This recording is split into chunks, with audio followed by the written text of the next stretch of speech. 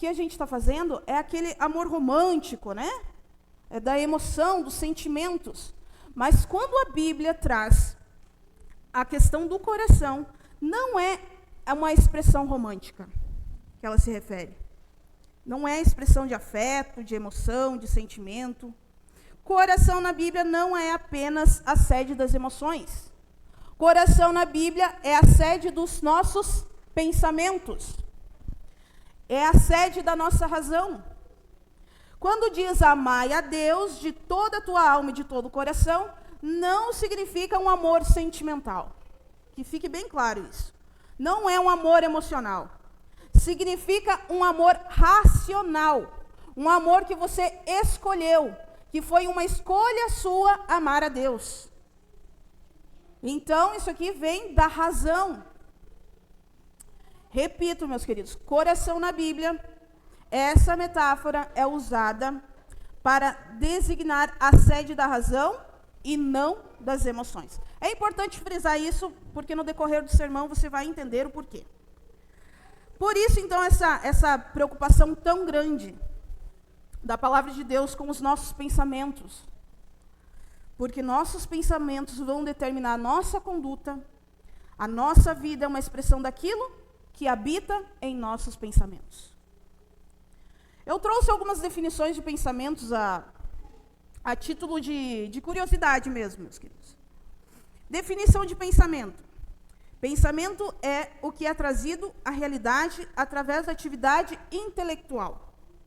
Outra definição diz: pensamentos são ideias, memórias e crenças em movimento, relacionados umas com as outras.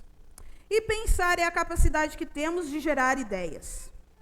De alguma forma, queridos, a gente compreende essas definições, mas não é tão simples conceber uma ideia exata do que seja o pensamento.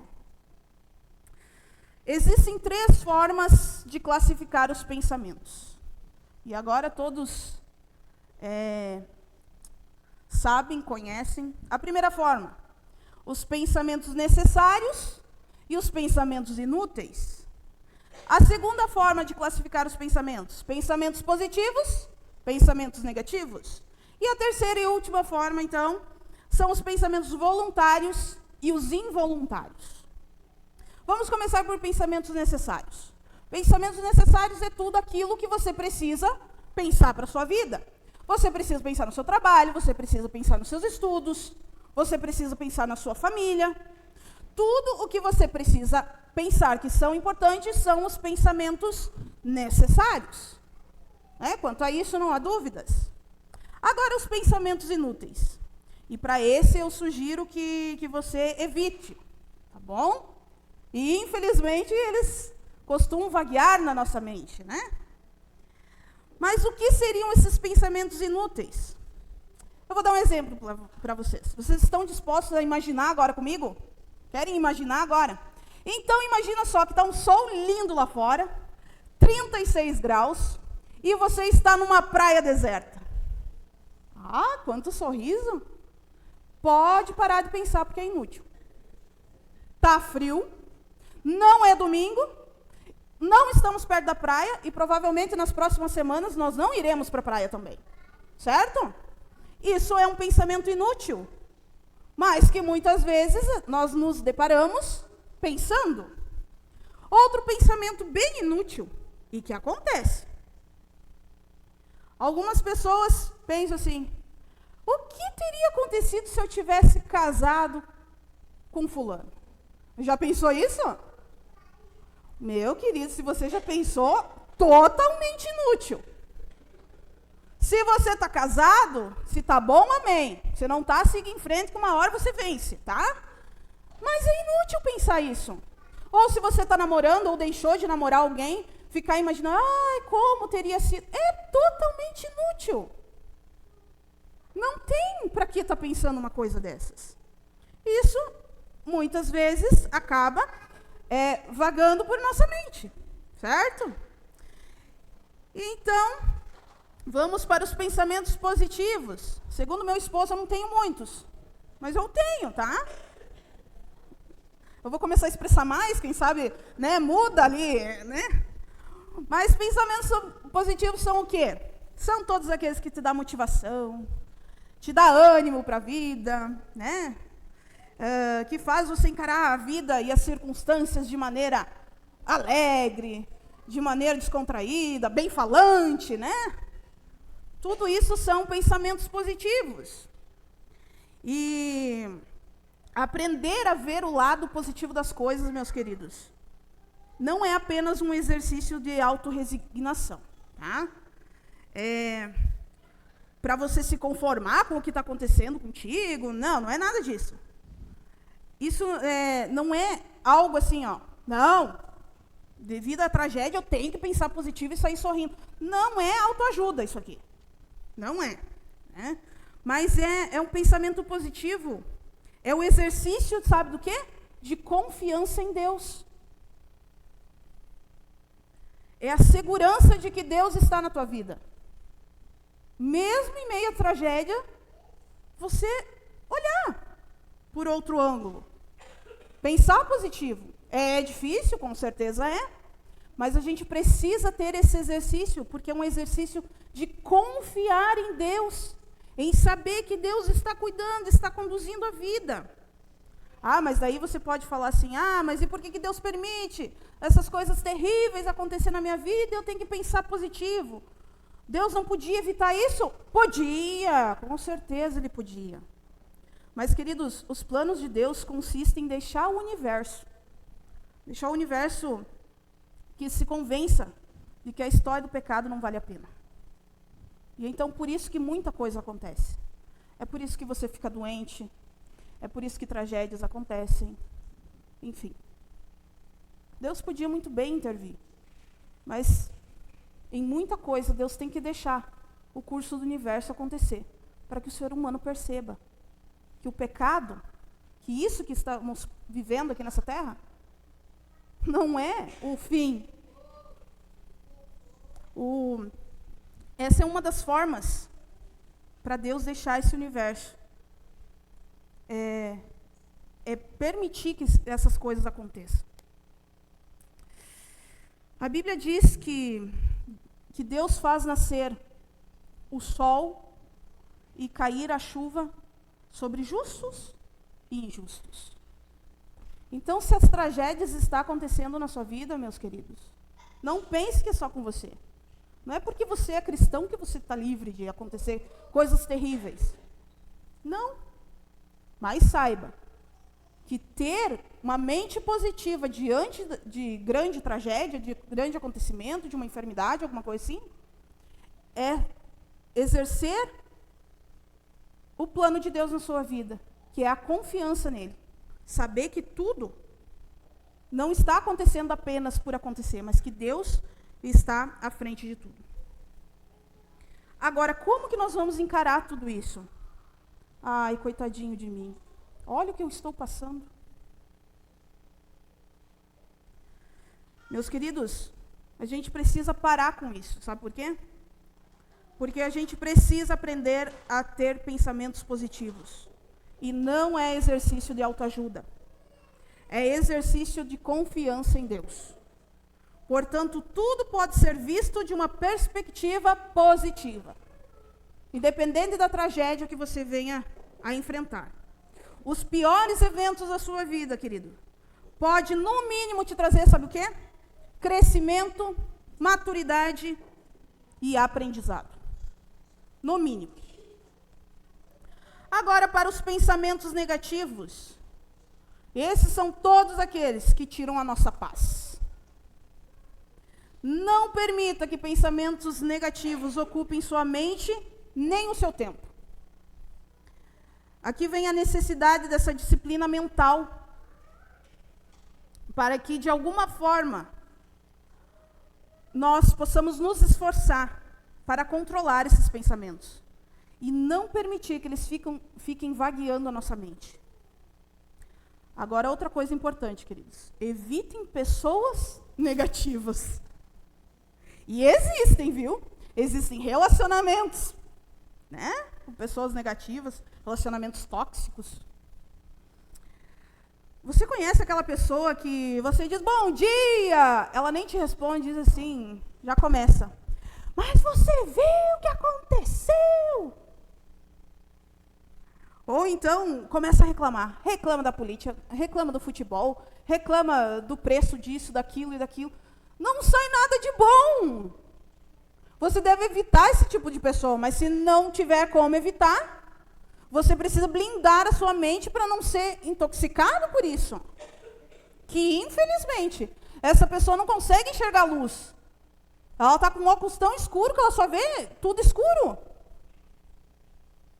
Existem pessoas negativas. E às vezes estão ao nosso redor. E nós, então, precisamos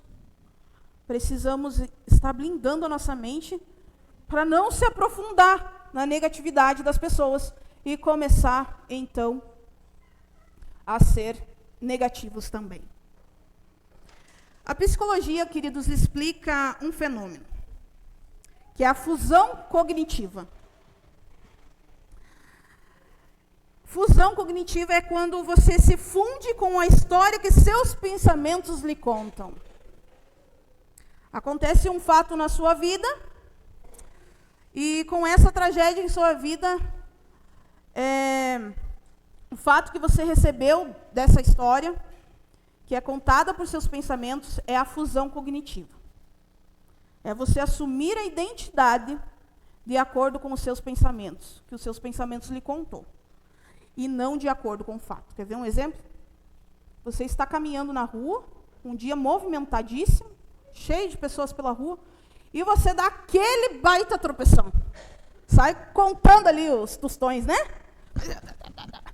Quase que cai. E aí você olha em volta, as pessoas viram o que aconteceu. Automaticamente sua mente começa a dizer, nossa, mas você é desastrada, hein? Não dá para sair em público desse jeito. Olha aí, que vergonha você passou. Isso é uma verdade? É uma verdade? Você pensou isso, não pensou? Eu sou bastante desastrada. Eu conto um fato que me aconteceu em São Paulo, as pessoas não acreditam.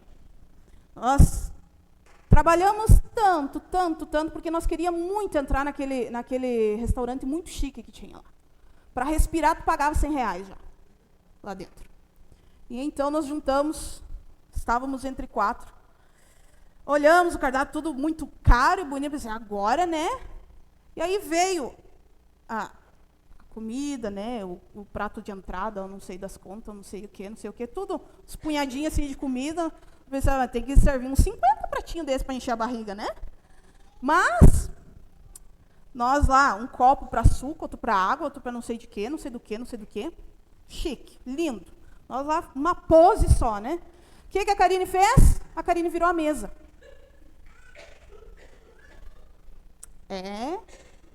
Eu conto assim, as pessoas não me acreditam, mas só quem estava lá comigo até hoje lembram. E quando eu converso com essas pessoas, dizem assim, quantas mesas você anda virando por aí? Eu virei tudo, queridos. O restaurante inteiro parou para ver. E aí a minha mente fez o quê? Que vergonha. Como pode? Eu não saio mais de casa. E é isso que acontece, se você tropeçar e as pessoas te olharem, se você tropeçar agora aqui na igreja, e a igreja toda vê, que desastre. Daia, sábado, quando você, né, fez um barulho suave aqui, você pensou que desastrado você é? Glória a Deus, irmã. Glória a Deus. Mas a nossa mente muitas vezes trabalha, e aí essa história que os nossos pensamentos criaram se torna uma verdade em nossa vida. A gente assume essa identidade e diz, realmente eu sou desastrada. Agora, para mim sair, eu vou desembarcar na frente de onde eu tenho que entrar, para mim não correr o risco de tropeçar. Eu não vou mais em restaurante, imagina eu virar mais uma mesa. Ou derramar o copo, ou virar o suco, ou sei lá o que fazer. Nós não podemos deixar que as histórias que os nossos pensamentos criam em nossa mente se tornem na nossa identidade. Não acredite em todas as histórias que seus pensamentos contam, meus queridos. Agora, o que são pensamentos involuntários e voluntários?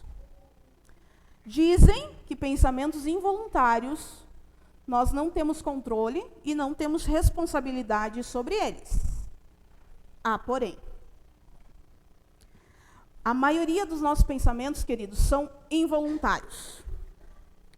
Quando alguém pergunta assim, o que você está pensando? Nada. Existe pensar em nada? Ou você consegue pegar a tua mente e colocar lá num cubo, onde está blindado lá e não consegue fazer absolutamente nada. Até o nada é alguma coisa. Né? Então, a atividade cerebral é incessante. Não existe você pensar em nada. Agora, se perguntarem o que tu está pensando e responder em nada, principalmente os casais aí, aí vai dar bode, né? Que alguma coisa tem que estar pensando. Antes a gente aceitava o nada, depois de hoje eu acho que a gente não aceita mais o nada, né? Mas a nossa atividade cerebral é incessante. Até quando você dorme, você está pensando, porque os sonhos são pensamentos, que o teu cérebro está ali funcionando. Muitas vezes a gente lembra, e a maioria das vezes a gente não lembra o que sonhou. Aí acontece alguma coisa determinada, pelo menos eu sou assim, eu lembro o que eu sonhei, lá no meio do dia lá, que me remete, e daí eu me recordo. Mas às vezes a gente lembra e às vezes não.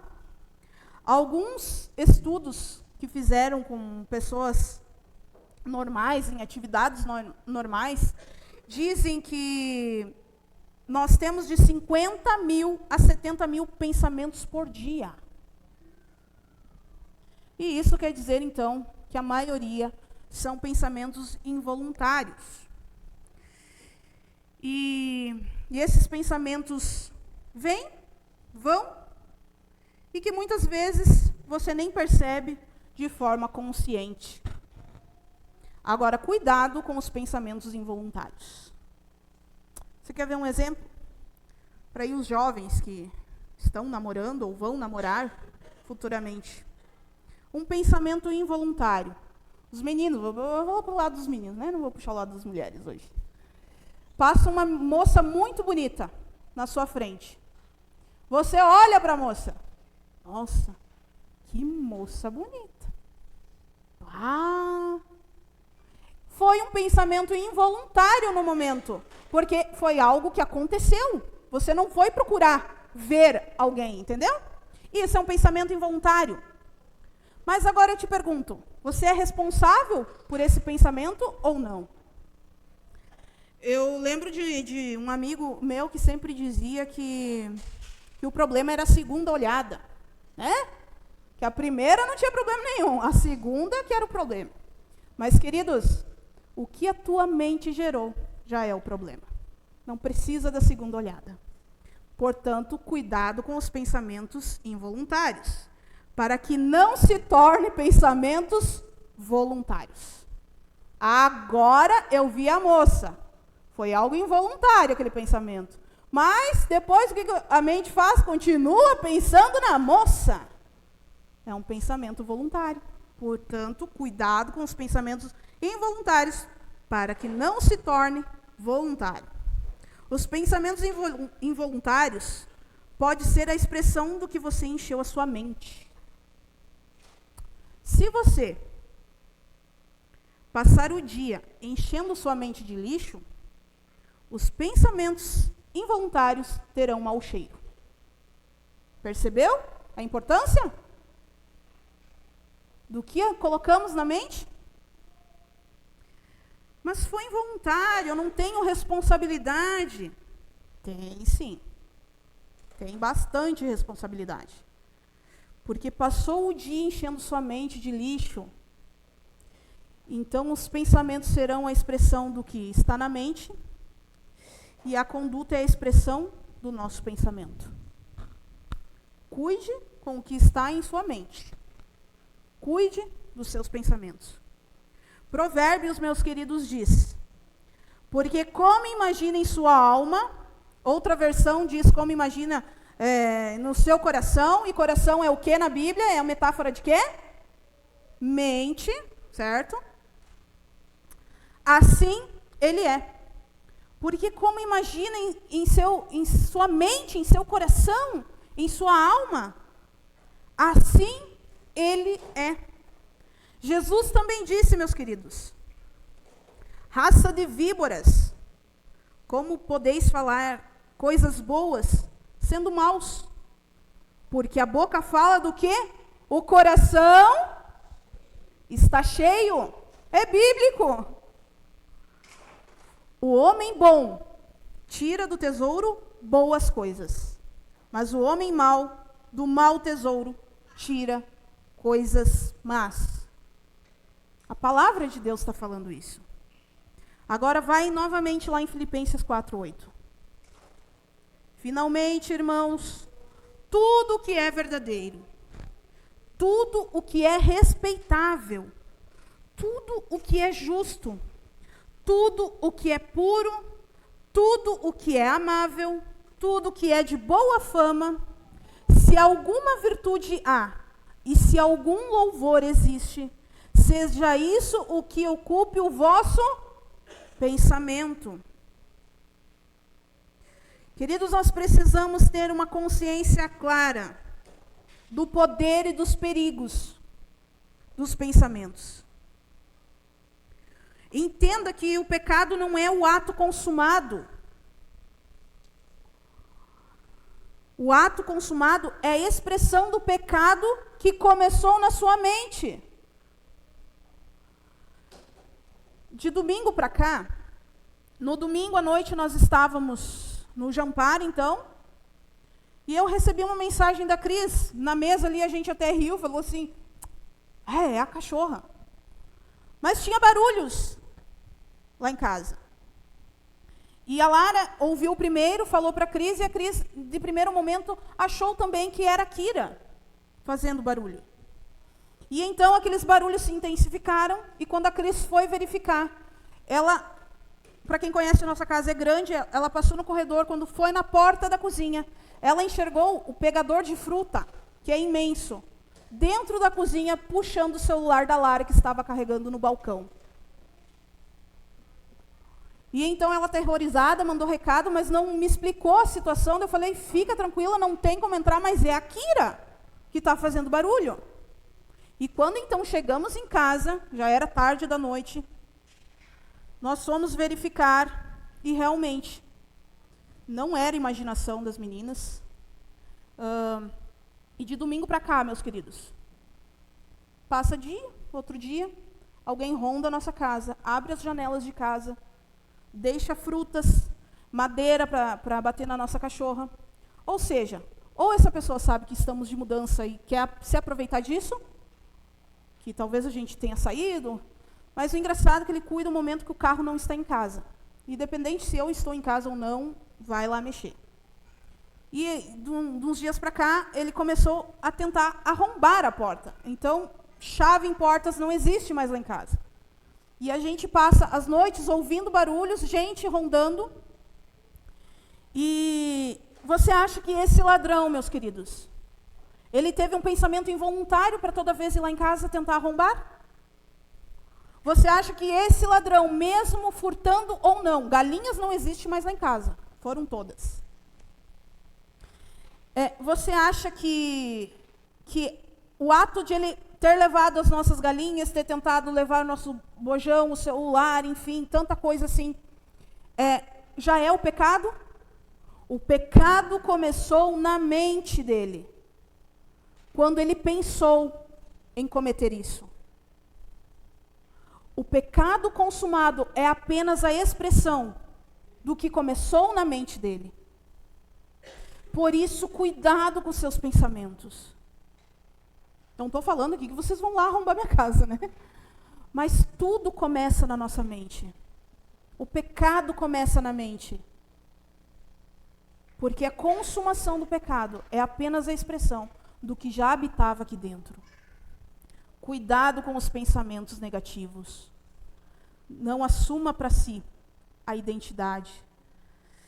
Cuidado também para que você viva de acordo com aquilo que a Bíblia quer, com aquilo que Deus quer.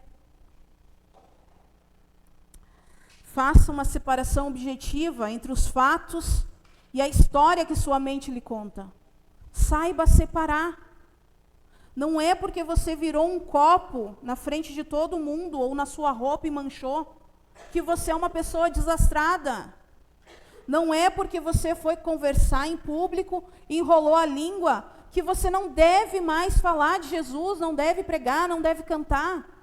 O que a sua mente cria de histórias é enganação. Não acredite em tudo que sua mente cria. Você é muito mais do que um tropeção. Procure ver em todos os eventos de sua vida, por pior que seja, veja algo positivo. Eu posso te garantir, meus queridos, que haverá algo positivo. Encha sua mente, encha o seu coração de coisas boas, porque isso vai determinar a sua conduta. Eu quero que você abra a Bíblia comigo em 2 Coríntios 10, 3 a 5. 2 Coríntios 10, 3 ao 5, diz assim: porque embora andando na carne, não militamos segundo a carne, porque as armas da nossa milícia não são carnais e sim poderosas em Deus, para destruir fortalezas, anulando nossos sofismas. E toda altivez que se levante contra o conhecimento de Deus, e levando cativo todo pensamento à obediência de Cristo. Levando cativo todo pensamento à obediência de Cristo. Isso vai servir para muitas e muitas coisas na nossa vida. Começando com a nossa autoestima. Hoje muitos sofrem com isso. Começando com a autovalorização. Se valorize, meus queridos. Você é muito mais do que sua mente pode criar na sua... E continuando com a pureza na sua conduta, que será resultado da pureza dos seus pensamentos. O que nós lemos em Filipenses 4:8. Nós precisamos ter e fazer exercício disso. Preencher nossa mente de tudo que é bom, de tudo que é louvável, de tudo que nos torna pessoas melhores, que nos aproxime de Cristo. Porque o que habita a nossa mente, o nosso coração, será reflexo das suas ações e do que você é. Por isso, cuidado. Cuidado com os pensamentos involuntários para não se tornar voluntários. Cuidado, não tenha pensamentos negativos. Procure ver algo positivo, mesmo na pior tragédia que você possa enfrentar. Porque, no mínimo, você vai amadurecer e vai tirar aprendizado disso. Blinde a sua mente para que Deus habite e que as fantasias que os nossos pensamentos possam criar não faça você achar que você é assim. Você é muito mais do que as histórias que a sua mente cria. Nesse momento a Carla vai cantar para nós.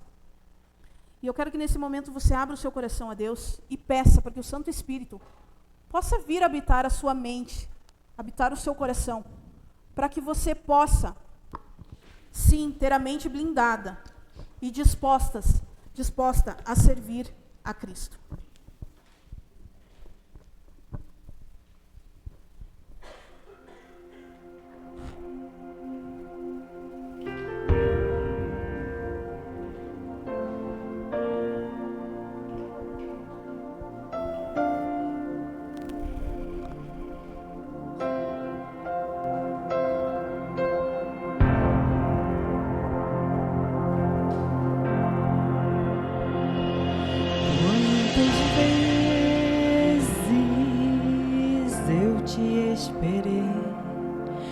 Tenho saudades de ti. Quantas vezes eu te chamei, mas você não quis ouvir. Eu ainda estou aqui, te espero.